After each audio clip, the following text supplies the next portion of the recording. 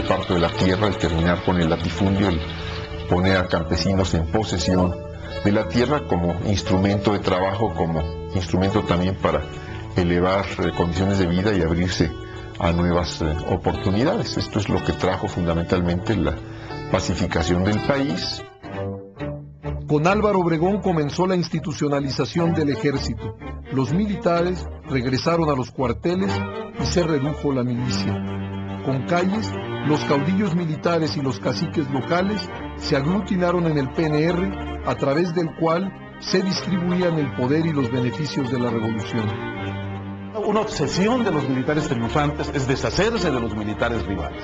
Y esto lo van consolidando poco a poco conforme van institucionalizando el ejército y van separando a los militares de la política. Con lo cual le quita el peso en la institución armada a los militares que olían a pólvora, a los militares que venían de una trayectoria efectivamente de combate, que habían hecho la guerra en distintos momentos. Cárdenas incluyó a los militares como un sector del PRM y Ávila Camacho acabó por subordinarlos al poder civil.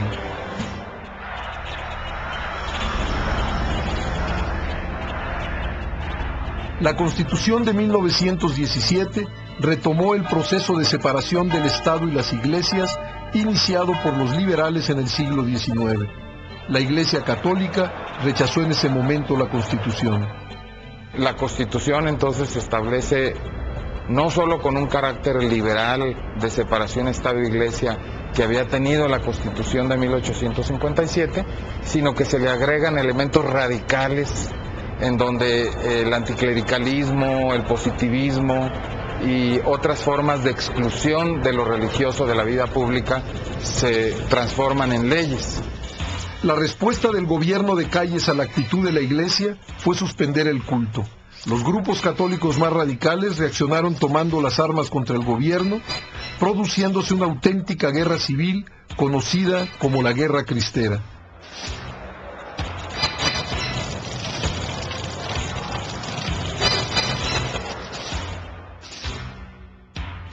Bueno, las relaciones entre la Iglesia Católica y el Estado de la Revolución Mexicana se tendieron a estabilizar después del conflicto cristero. Después del 29 todavía hubo un periodo de unos 8 años en donde la agitación permaneció, donde el anticlericalismo todavía era muy fuerte. Sin embargo, después del 38, Lázaro Cárdenas, dándose cuenta que el anticlericalismo es una medida que desestabiliza su propio gobierno, busca un compromiso, busca acuerdos.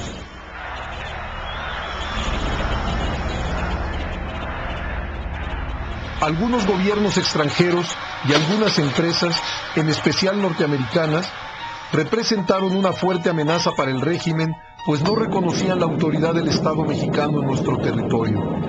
El episodio que mejor ilustra esa amenaza fue el conflicto entre empresas extranjeras y el gobierno del general Cárdenas, que desembocó en la expropiación petrolera.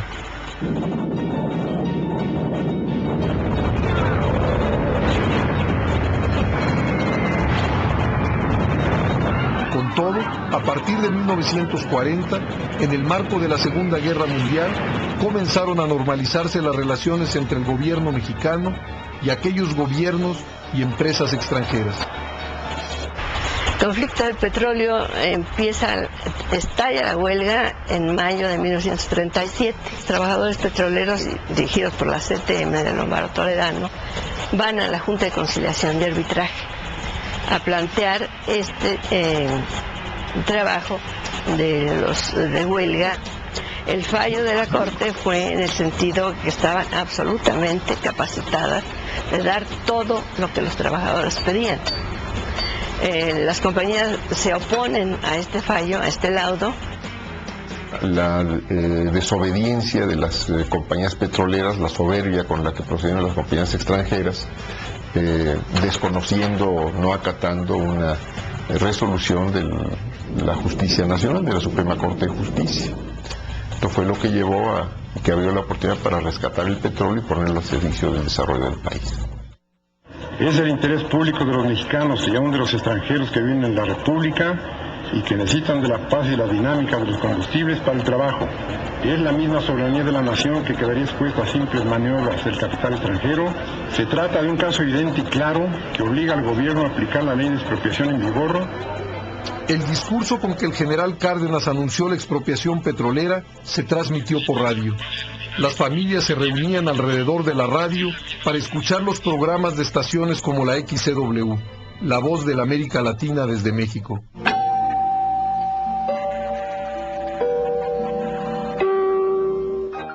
Desde ese entonces se empezaron a transmitir programas que informaban de los acontecimientos de México y el mundo. Ya había en México más de 150 estaciones radiofónicas.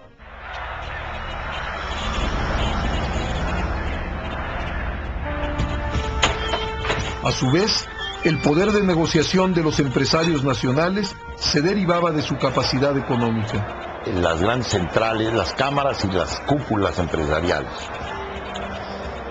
eran organizaciones muy fuertes que tenían gran influencia en la opinión pública y poder de negociación con el gobierno. A partir de los sexenios de Manuel Ávila Camacho y Miguel Alemán, poco a poco se fue tejiendo una alianza tácita entre gobierno y empresarios. El gobierno se comprometía a generar condiciones legales y políticas que dieran certidumbre y confianza a las empresas, así como una considerable protección a las mexicanas. De su lado, los empresarios se comprometían a invertir, crear empleos y contribuir al crecimiento de la economía. El empresariado, sobre todo el nacional, se volvió un apoyo adicional al régimen. Lo conseguía apoyándolos, redistribuyendo frutos del crecimiento, aunque siempre de una manera limitada y discrecional. ¿A qué mecanismos recurría el régimen autoritario mexicano, una vez consolidado, para mantener los equilibrios entre el capital y el trabajo y entre las grandes fuerzas políticas que actuaban en el país?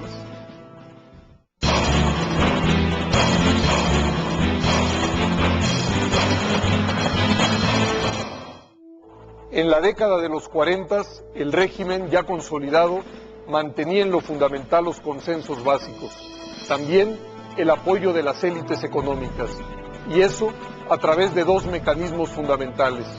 Uno, la distribución de los beneficios frutos del crecimiento económico, y dos, la negociación de demandas e intereses específicos, la cooptación de líderes y organizaciones, y por qué no decirlo, también la represión de manera selectiva.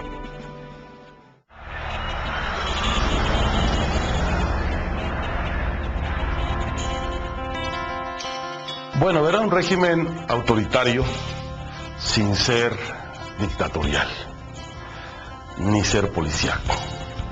Era un régimen autoritario sin ser un régimen ideológico, sin ser una dictadura ideológica. Los gobiernos posrevolucionarios no se obsesionaron por controlar lo que los individuos pensaban, creían o incluso expresaban, como sucede en regímenes totalitarios. En su esquema formal, México era una democracia y la estructura constitucional daba derecho a todas las libertades políticas, incluidas las de pensamiento y expresión. En la práctica, claro que no. Cuando empezaban a tener capacidad de movilizar independientemente a otros grupos sociales, en ese momento sí entraba la limitación.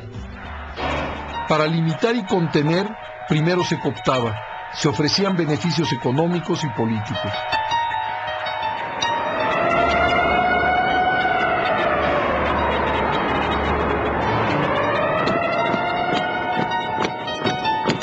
La represión era el último recurso.